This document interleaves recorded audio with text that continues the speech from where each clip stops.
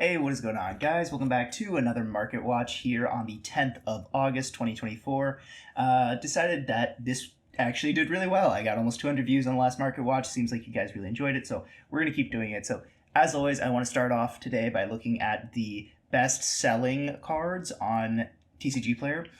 So we'll just go over them really quick. We'll try and fire through them. Fiendsmith Engraver is still holding at 105. I think that's down a little bit. I think it was 110, 115. So that's good. It is going down. I think people are expecting it to get hit. So I don't think it's going to get hit so hard that you won't be able to play the deck. I think that's why it's still holding a $100 price tag. But if you're interested in picking up Fiendsmith, I'd do it now. Charmies are holding strong at 50. I think now is about the time to offload them. I'm really considering offloading mine because, well, I think that this plummets when Rage of the Abyss comes out, so better to get rid of them now. LZ's dropped a little bit from, I think, 34, 33 down to 28, so they're still holding more value than Estelar, but they're kind of fluctuating. When LZ goes down, Estelar goes up, so yeah. Still Hat Rabbit, 11, fine. SP Little Knight is still about 60, fine. I'd probably get rid of them. Spirit of Yubel's down to 40. I think people... It might be a little bit of a cope take. I think I saw Joshua Schmidt post a video on his ban list takes, and he said Phantom of Yubel to 1 would do a lot to help curb the power level of the deck. I think that's probably not going to happen because, it is the most expensive card in the deck. I don't think Konami's going to do that to the Yubel players. And Mickle Dungeon is holding pretty strong at 6 or 7, which is pretty solid, honestly. I would probably suggest getting rid of these. We don't know how the Mimighouls are going to look. I'm going to go cover the rest of the Mimighouls here in a bit, but I would say probably move your Mimighoul stuff. I think it's a little risky. I don't think it has as much potential as things like Ashen or other TCG exclusives like B-Troopers had, so we'll see. Dominus Purge is still 10s. Again, I wish this card would go down a little bit, but it is a hand trap. It's just waiting for a deck to break it. That's all it is. Fiendsmith Tract is down to 7 or 8. I would say that's probably a fair price. I think you can start picking these up. Imseti, Glory of Horus, is down to 20, or I think it's up to 25. It was like 19 or 20 before. I would recommend probably getting rid of these if you're not playing Horus or planning on playing Horus. These are getting reprinted in the tins. I think that is confirmed. So these are going to plummet pretty quick once the tins drop. Millennium Monk is 5. That's about where I think it's going to stay. Nightmare Throne is down to 30. I think it was 40 not too long ago. We could check, but I don't want to mess up my tabs here. So yeah, Nightmare Throne, again, I would say this one is probably not up on the chopping block. Legacy Destruction, yeah, it's probably going to be fine. So I would say hold on to these or maybe even buy them. Black Witch we know is getting reprinted, so it's probably not going to be completely dead, but it probably will not survive very long. So I would say keep a couple or maybe just plan on picking up the reprints and offload these. Tenpai Genroku's 5, that's fine. I guess the the Structure Deck Kaiba Blue Eyes White Dragon is selling pretty well. I still have some of these, believe it or not. I could pull them down. I'm not going to, but yeah. Pydras are up to 10.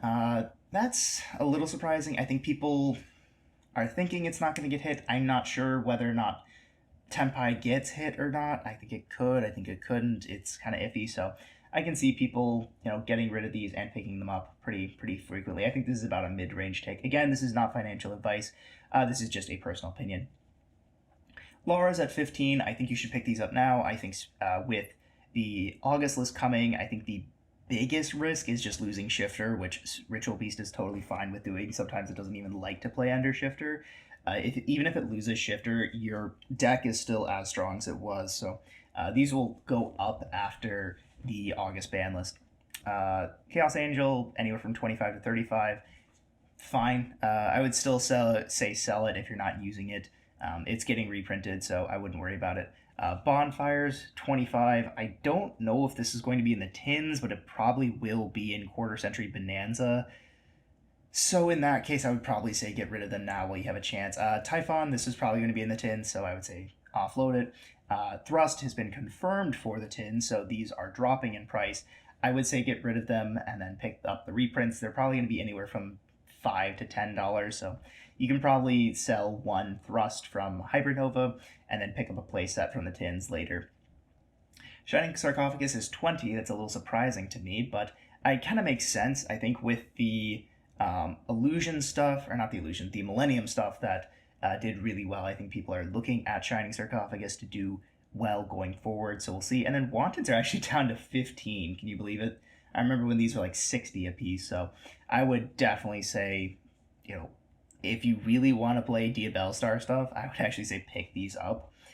They've never been cheaper, but if you're convinced that the actual Snake Eyes cards are what's going to be hit on the chopping block come this August ban list, then I would say get rid of them. I'm actually going to go over the second page because I think there just is a lot of stuff. I'm going to try and not cover things that I covered in last episode. Low Praise of Voiceless Voice is down to 15. This is getting the ulti in the next tournament pack, as well as... I think that's it. I think it's just getting the ulti. If you really want to play Voiceless Voice, pick these up, I guess. That being said, I think Voiceless Voice is below the power level needed to keep up.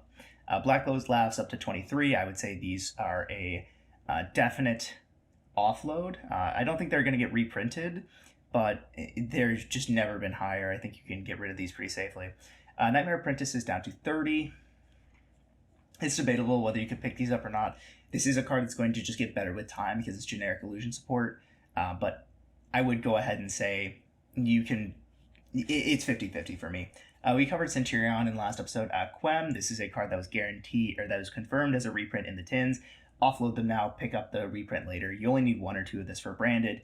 If you really want to play Bystial Runic, I guess you kind of need 2 or 3, but again, just pick up the tins. Prosperity is down to 7 from the super rare tin, or the 25th anniversary collection. A lot of people are saying this card does need to be limited. I can understand why. It's limited in OCG, it's limited in Master Duel. I don't really want it to be limited, but I can understand it. Promethean Princess is down to 15. I think you're pretty safe to keep this ban list, but probably in the next one it's going to die, so we'll see.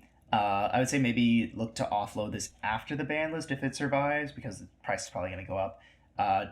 Dark Magician, the Magician of Black Magic. This is, I believe, yet again another Millennium support card. It is actually apparently a pretty decent card. Same thing with Sen Genjen.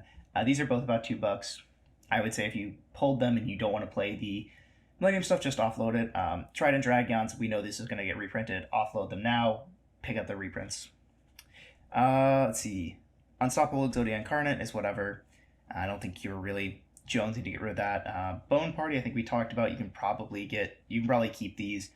Maybe even offload them if you're not playing Memento, but maybe wait until after the ban list drops. Protoss is up to 30. This could get printed in the Quarter Century Bonanza. I can actually see that getting printed in the Quarter Century Bonanza, so maybe offload it now. Crimson Dragon, I think, is confirmed to get a reprint. Varudris is probably a good pickup now at 12. It probably will shoot up, especially if Yubel doesn't get hit too hard. Elder, again, this is down to 12. I would say pick these up. These are only going to get better with the ban list. We already talked about Thrust. Raging Phoenix, this is weird. It's down to 15 or 20, 17, something like that. I would say you can probably actually look to pick this card up. I mean, assuming Fiendsmith gets hit really hard, and I mean really, really hard, which is probably not likely, you probably would see Snake Eyes switch back to this, assuming they can't use Fiendsmith stuff anymore, but that's not going to happen. So I would say maybe wait a little bit, pick these up when these are maybe 15 or 12, and I think you're fine. Droplets are $5. They're not going anywhere. Whatever. Bystial Dispatter, I believe this hasn't been confirmed as a reprint of the tins, but it's almost guaranteed, so offload them now, pick up the reprints. All right. Let's get into the single card. So Dragon Master Magia, we covered it on the 5th. It was $580. It has jumped up to $700. That's a $120 price change. This is getting bought out massively, and that is because it is playable in Blue Eyes. It's really unfortunate. I would say if I was a Konami representative, which I'm not, I would have to vehemently apologize to every Blue Eyes player. The only way that this is a justifiable include at Quarter Century is if they include it as a card in the structure deck, and they're not going to do that. They're not going to screw over their high rarity collector player base that hard by including it in a structure deck.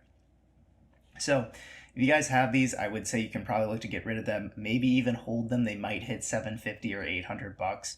because if you come down here, there's 2 at 700, and then they jump up to 950. So if you were lucky enough to pull one, I guess that's what you can do, is you can just see if it holds out, but you have a lot of money here. This is almost half of my rent.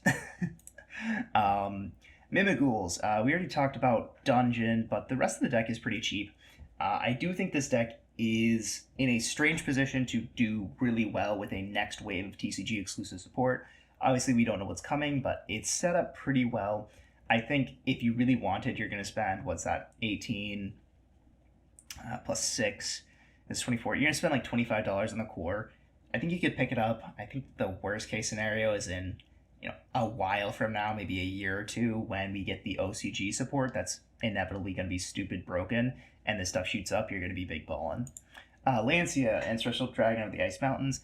This has dropped from 10 to 12 down to 8 or 7s in some cases. This is a great time to pick this up, especially with the August ban list coming. Ice Barriers are poised to kind of make a little bit of a comeback. They're especially really fun to play. I enjoy playing them, especially in a Runic build. So I'd look to pick this up. Next, I want to cover the ABC cards. I think everyone just kind of sort of forgot that these were getting support, and the support is pretty insane.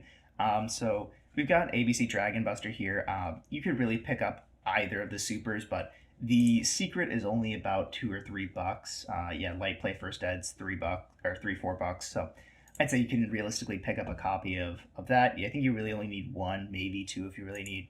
And then the same thing with the pieces, so C, B, and A. Each of the secrets is about $3. I think you only need 2 of, like 1 of each, maybe 2. So you could realistically just pick up secrets. But if you want to pick up the deck, a core for the ABCs, and you just want to pick up the cheap stuff, you could realistically get it for like, what is that? Yeah, like 50 cents, 50 cents, 50, this is $1, and then another $1. So yeah, you're looking at like 10, 15 bucks for an ABC core when the support comes out. I forget so it got reprinted with the XYZ pieces in, I think, the OCG. It's not confirmed whether we're getting reprints of it in TCG. So I would say maybe just pick up your core now and hope that it doesn't get reprinted. Worst case scenario is it does, and you're fine. One card that I would recommend picking up now is Platinum Gadget. This card is used very heavily in the XYZ ABC combos.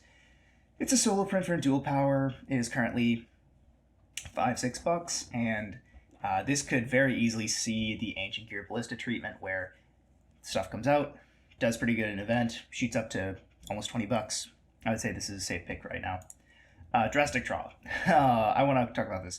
So this is for the new Malice cards, which are Cyber's cards. And people see this because they have the ability, when they're banished, you can pay some life points to summon them back. This says banish all monsters you control, minimum 2, draw 3 cards, can't normal special summon the turn you activate this card except Cyber's monsters. You can only activate 1 drastic draw per turn. This is Cope. This is Mega Cope. This is Super Mega Cope. You see it went from about 30 cents to about $4. So if you do have these, I would offload them now before people realize how Cope this is. So let's just quickly talk about it, right? So first of all, you cannot normal or special summon the turn you activate this card. All right, so you can't do anything except with Cybers. So that cuts you off some really good support cards, like some stuff we're going to cover later. But then you have to banish all monsters you control, minimum 2. With the 1 card combos and 1.5 card combos, you are probably already banishing using the effects, which I believe are once per turn, and returning them to the field.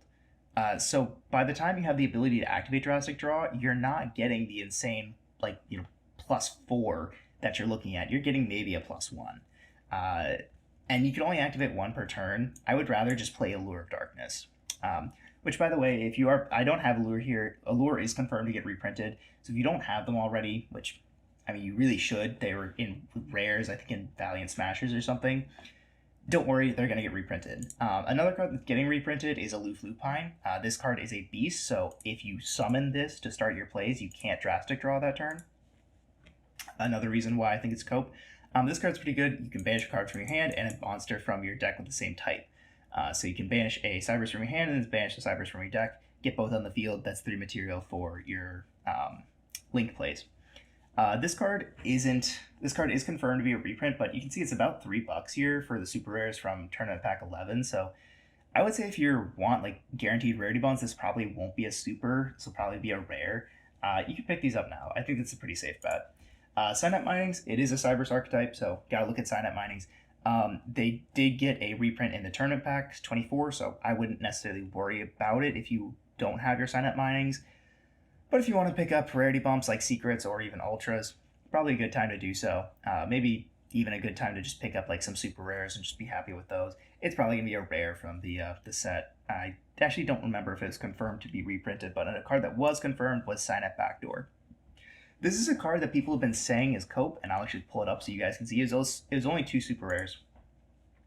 Target a Cybers monster you control is cost, banish it, and if you do, add a Cybers monster from your deck or to your hand whose attack is lower than that monster's original attack. And then you return during the standby phase. So a lot of people say this card is cope, but then they say Drastic Draw isn't. I view this card exactly like we view Book of Moon in Fluanderies, where it just lets you dodge Impermanent Veiler. I think that's really good. I think it's really good, especially in a deck where you can instantly recoup the advantage. If you could normal summon White Rabbit, effect, they chain Imperm, you backdoor, banish it. Not only does White Rabbit resolve, but you also get the add off of backdoor, which can add something like a microcoder or something else that could really support the deck. Speaking of supporting the deck, I want to talk about the Firewall cards, specifically Neo Tempest, Terahertz, and Singularity. So Singularity was in Syac, so it probably will get reprinted here. So you're not super pressed to get one, although if you wanted a secret rare or even a higher rarity, like a Starlight rare, I would say now is probably a good time to pick it up. Neo Tempest Terahertz might not be reprinted, so I think this maybe is a card to look out for to pick up.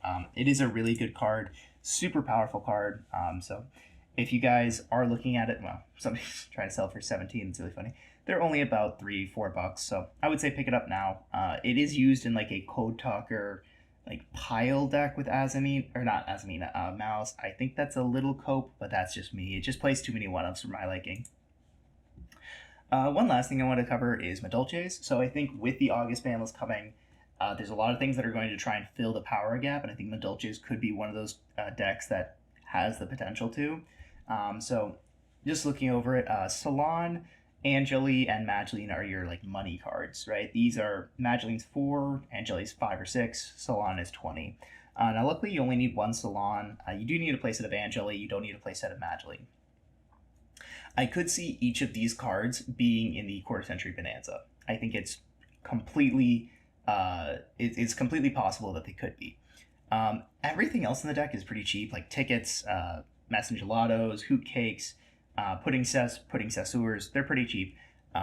Even like the Queen Tiramisus and I think the new cards, they're all pretty low rarity, so you're not looking at a lot. I think the most expensive card is Salon, but again, you only need one of it, so if you guys are looking for a fun rogue deck that can wield a lot of powerful cards like the Vernisylphs and the Heralds, like Herald of Orange Light or Green Light, I would say this is a good card this is a good deck to look into, and I think it could fill the power vacuum when Fiendsmith Snake Eyes is inevitably hit.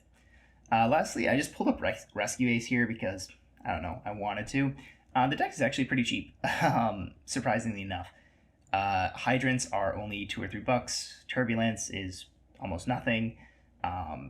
Yeah, I mean, there's obviously other cards, but for a while the money card was just Hydrant, and you can pick it up for $2 or $3. So I would say just like the Pearlies before it. If you guys want a cheap deck to pick up, I would say Rescue Ace is probably a pretty decent one.